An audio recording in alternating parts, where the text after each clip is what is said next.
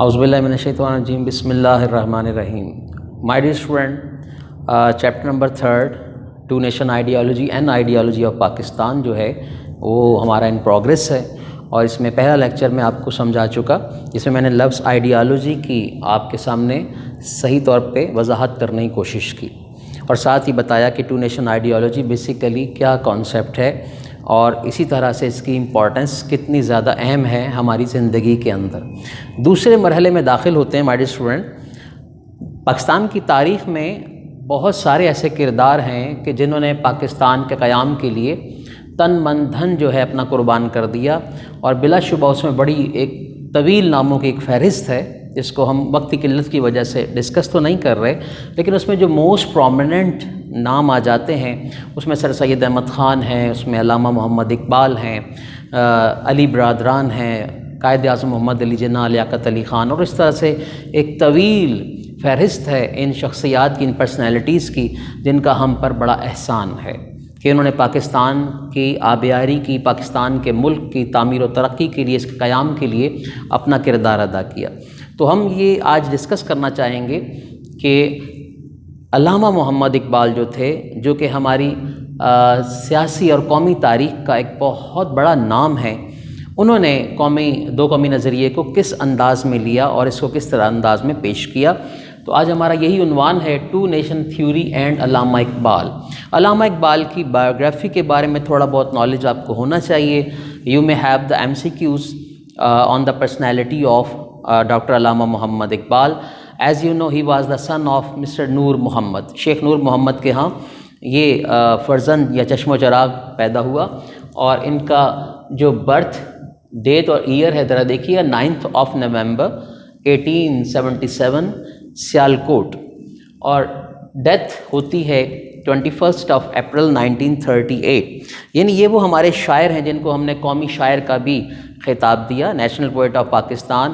انہیں poet of asset یعنی شاعر مشرق بھی کہا جاتا ہے، اور چونکہ انہوں نے مسلمانوں کی سیاسی اور ملی بیداری میں بڑا اہم کردار ادا کیا، لہٰذا قوم انہیں اپنے روحانی باپ کے نام سے بھی جانتی ہے. He is also known as spiritual father of Pakistan. کسی تعارف کے محتاج نہیں، انہوں نے پاکستان کے لیے بڑے کارہائے نمایاں سر انجام دیے. موضوع کی طرف آتے ہیں کہ علامہ محمد اقبال نے اپنے کیا بیانات دیے regarding the explanation of two nation ideology. ان کا ایک نقطہ نظر کیا تھا؟ تو مائی ڈیئر اسٹوڈنٹ، تاریخ ہمیں یہ بتاتی ہے کہ 1930 کا جو ایئر تھا، 1930 کا جو سال تھا، یہ وہ سال تھا جس نے بہت ساری سیاسی منظرنامے کو کیا کر دیا، چینج کر دیا. یہاں سے آپ کی پاکستان موومنٹ جو ہے، بیسیکلی میں آپ کو یہ بتانا چاہوں گا، یہاں سے ٹرن ہوتی ہے. بیکاز اگر آپ 1929 تک بھی اسٹڈی کر لیں، 712 سے لے کر یعنی 712 سے لے کر آ جائیے، پھر مسلم لیگ کا قیام 1906 میں ہوتا ہے. ان تمام پیریڈز کے اندر کہیں بھی لفظ پاکستان آپ کو نظر نہیں آئے گا، ڈیمانڈ پاکستان کی نظر نہیں آئے گی. ایون 1929 کے قائد اعظم محمد علی جناح کے جو 14 نکات تھے، ان میں بھی یہ چیز ہمیں واضح طور پر نظر نہیں آتی کہ ہم نے اپنا الگ ملک مانگا ہو. تو 1930 واز دا ایئر آف الہ آباد ایڈریس، جو آپ چھوٹی کلاسوں میں پڑھ چکے ہیں. خطبہ الہ آباد جو تھا وہ دیا گیا، علامہ اقبال نے اس پر خطاب کیا، اور یہ 1930 کا اہم ایک پولیٹیکل ایونٹ ہے. یہ 29 دسمبر کا دن تھا، اور مسلم لیگ کا 11واں سالانہ اجلاس تھا. It was 11th annual meeting of all India Muslim league, جب الہ آباد کے مقام پر آپ کے علامہ اقبال جو ہیں اس کی وضاحت کرتے ہوئے نظر آتے ہیں. تو چند مین پوائنٹس میں آپ نے دو قومی نظریے کی ہی وضاحت کی، اور ہر اسٹیٹمنٹ کے اندر یہی بات دہرائی کہ ہم کیا ہیں اور ہماری شناخت کیا ہے، ہم ایک علیحدہ قوم کس طرح سے ہیں. تو پہلا پوائنٹ بھی دیکھ لیں، demand for a Muslim state, ایک علیحدہ ریاست کا مطالبہ. یہ پہلا موقع تھا جب آل انڈیا مسلم لیگ کے پلیٹ فارم سے یہ آواز بلند ہوئی کہ نہیں، ہم چونکہ ایک ایسی قوم ہے جو ٹھیک ہے ہندوؤں کے مقابلے میں کم صحیح، لیکن تقریباً 7 کروڑ سے زیادہ ہم لوگ تھے اس وقت، لہٰذا یہ ایک بہت بڑی تعداد ہے، اور دنیا میں اس وقت کہیں پر بھی اتنے زیادہ مسلمان نہیں تھے جتنے کہ ہندوستان میں تھے.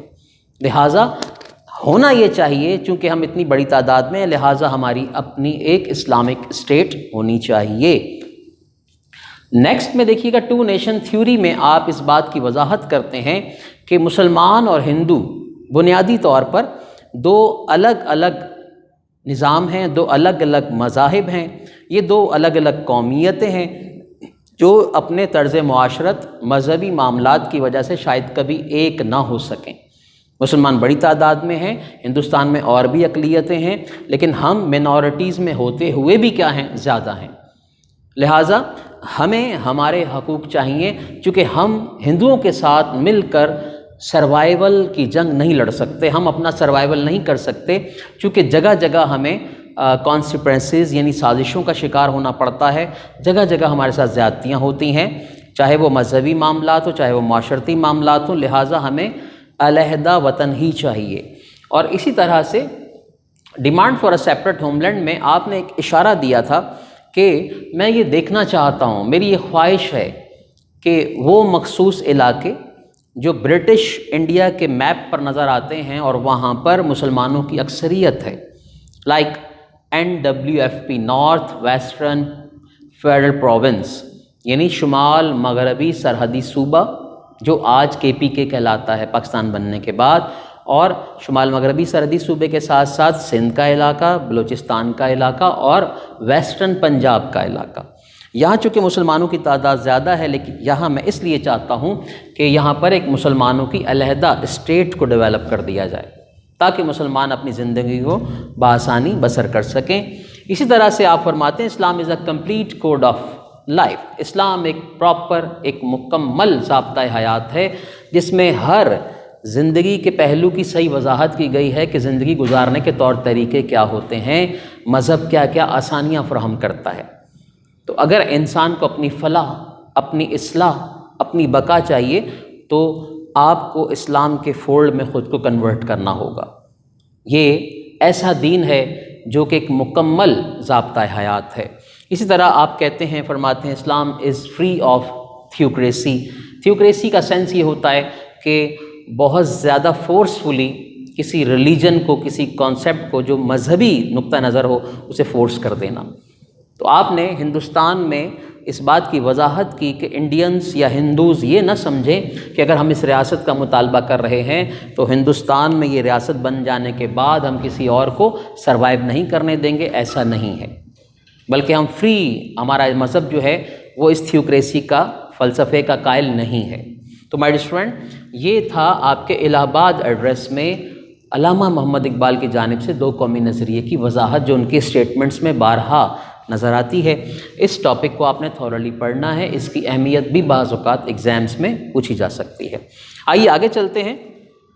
ایک اور بہت بڑا نام، بہت بڑا کردار جو کبھی تاریخ فراموش نہیں کر سکے گی، جی ہاں، I am going to discuss the two nation theory and our beloved leader Quaid Azam Muhammad Ali Jinnah. آپ جانتے ہیں he was born on 25 December 1876 in Karachi.